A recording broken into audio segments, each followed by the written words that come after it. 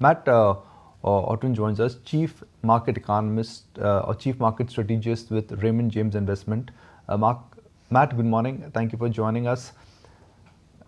What do you want to start with? What do you want to start with? A lot's happening in the world. A bumper move in financial markets post the Fed rate cut, a strong comeback rally in China, and good gains in India. What do you want to start with? We can start with the $1 trillion elephant in the room, which is the Chinese markets. I mean, all eyes have been on China for the past week, and the rally we've had is certainly something to behold. I do question how sustainable that rally is going to be longer term. I view it more as a trade. It's a trade that a lot of global investors can't afford to miss just because of the weighting that China has in global indices. But one of the problems that China has had is it's a demand-led problem with respect to their economy.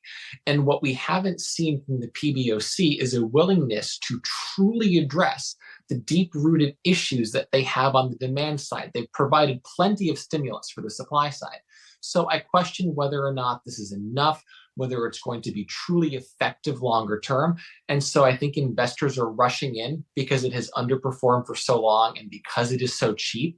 But if we don't see any additional follow through, if we don't see some form of a bazooka stimulus to really address consumers at the end of the day, I think you're going to end up with the same stagnant economic malaise that plagued Japan for the better part of 2 or 3 decades. So it's a trade, not a long-term investment.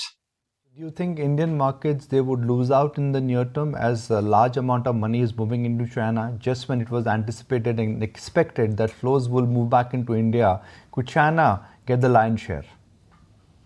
It's a really good question. And I think in the very, very short term, China will win over India.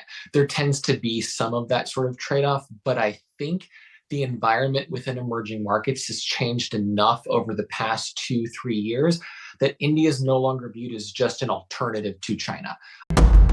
There comes a time when your heart calls for you to arise.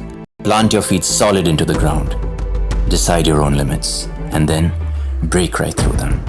Become something more. It's my time to rise.